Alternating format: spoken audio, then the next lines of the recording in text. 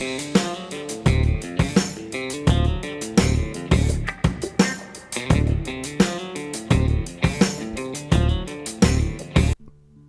back to KP's Kingdom, cooking with KP, and today I'm going to show you how to make my mother-in-law's chicken schnitzel. It has taken me ages to learn this, and believe it or not, it seems simple, but it takes a little bit of time to master. Right, nice big chicken breasts, and I'm going to use a filleting knife. It's just a fish filleting knife, and I'm going to cut nice thin strips lengthways of the chicken, just like that, nice and easy, and that way we don't have to pound them out and end up with a dry schnitzel. These end up being really nice and juicy, so we want these to be around about sort of 7mm thick-ish. Alright, so just cut your chicken like that. Really simple to do, just take your time, and as you can see they're thin enough without having to belt them out. Alright, I'm going to lay those on a tray, and here's one of the big secrets that you need to do. You need to season your chicken with white pepper, like I'm doing right there, and some salt.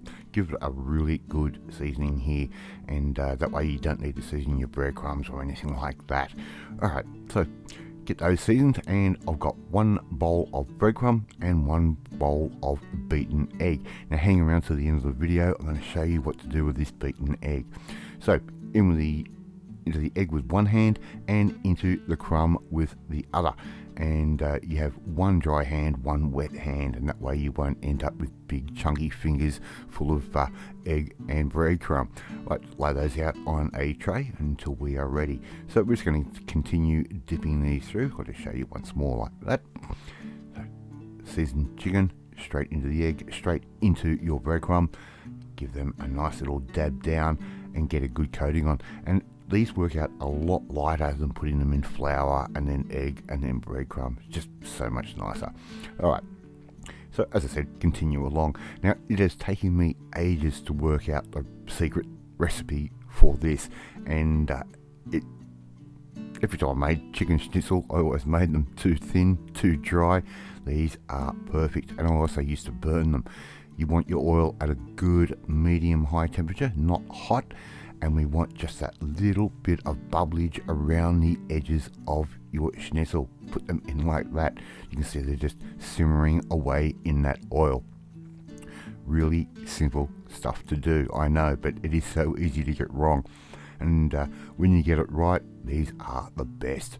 Alright, check them from time to time, and once you've got that nice little golden colour like that, give them a flip.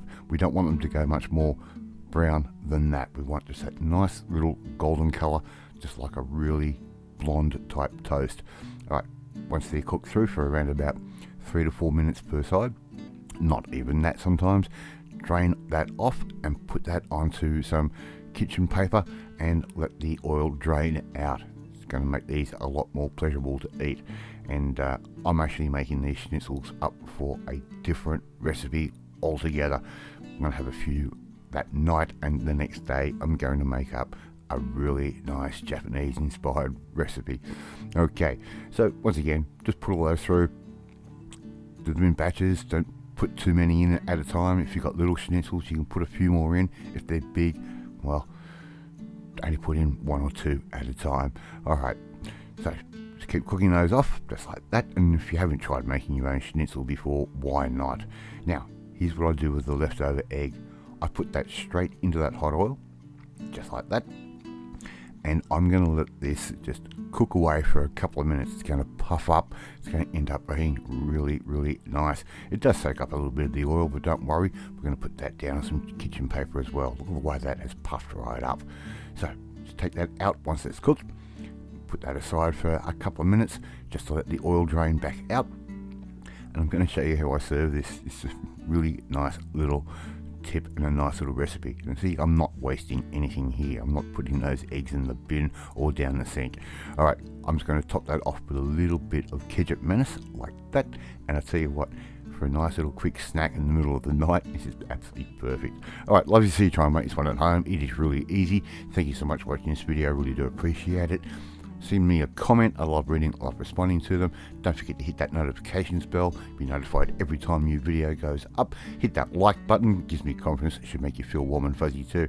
If you want to learn how to make some old school hack meals just like this one, well, you need to come and join the family, my family. Hit that subscribe button and you'll never miss another one of my videos again. I'm off to eat these schnitzels because they're awesome, and I will catch you next time. Bye.